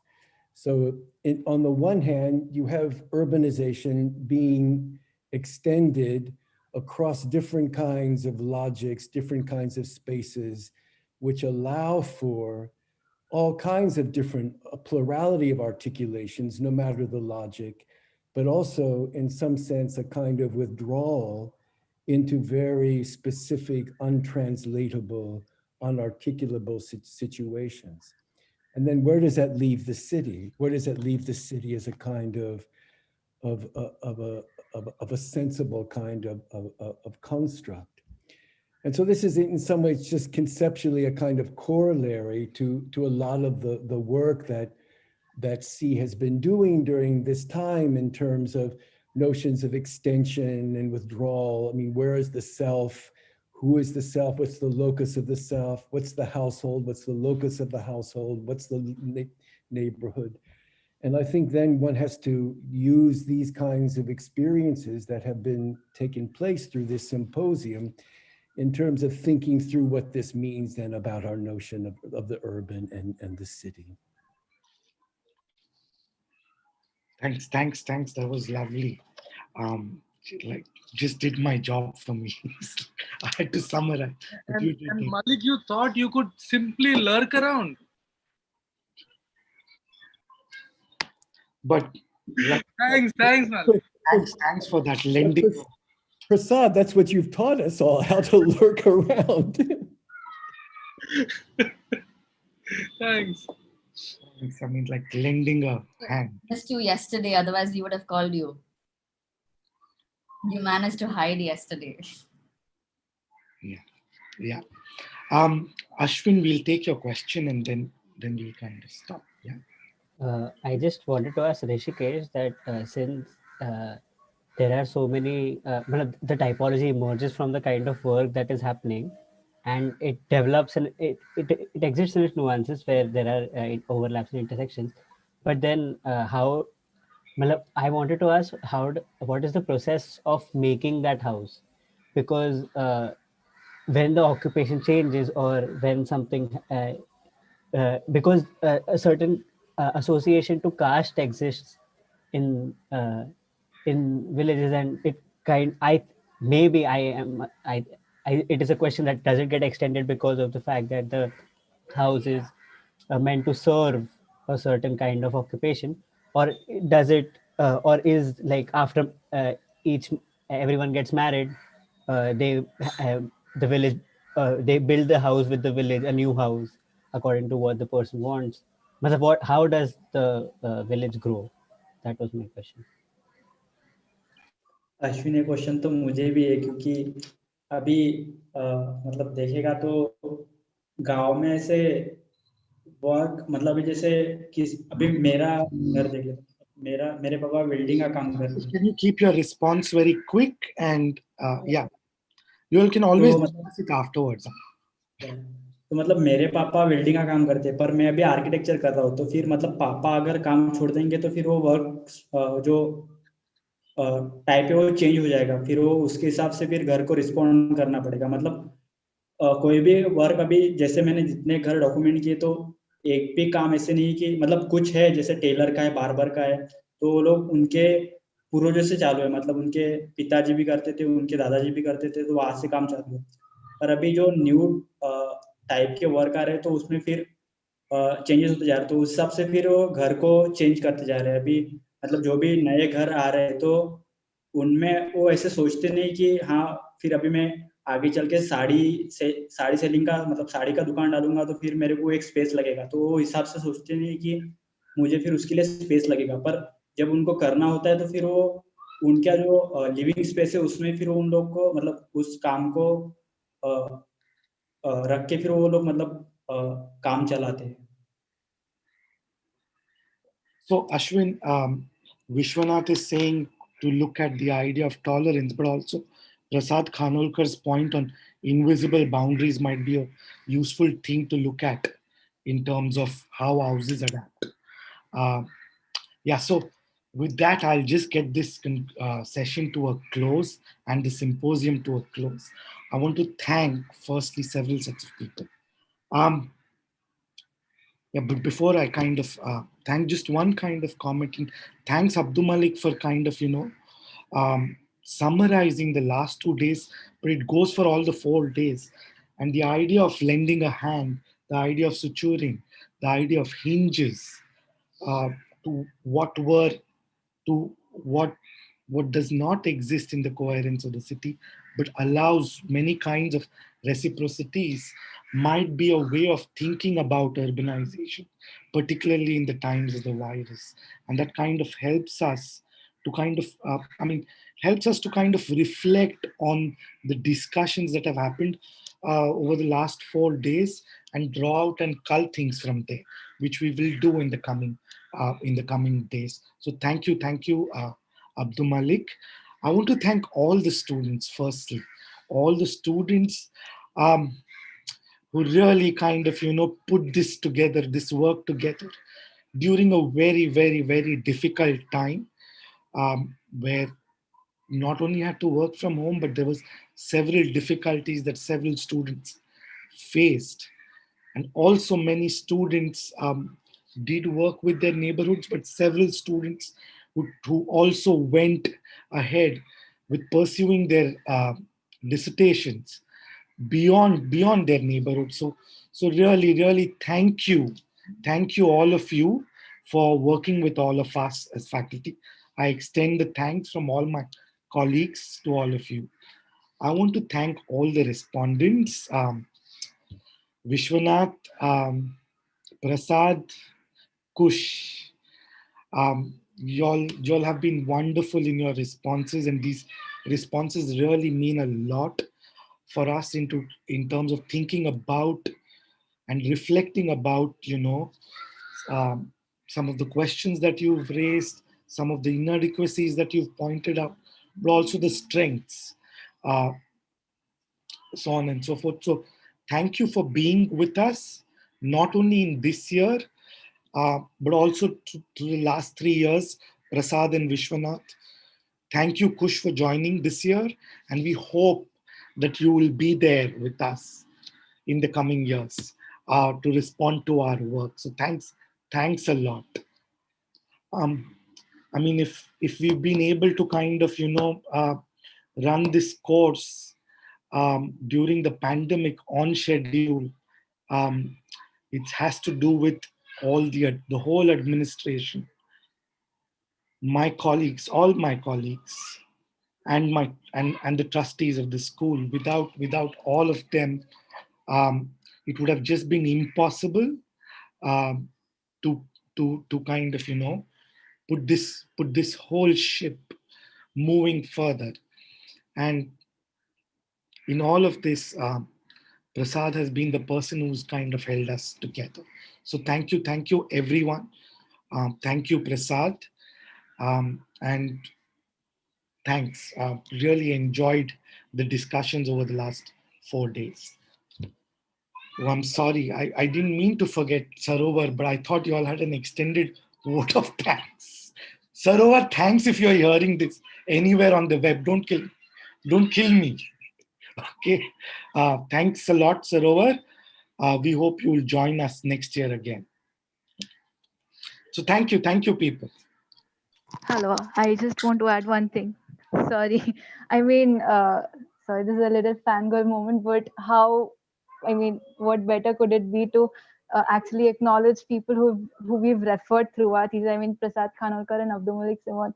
This, I can't even imagine the amount of density your works have, and it has really been very helpful. Thank you. Couldn't stop myself. So.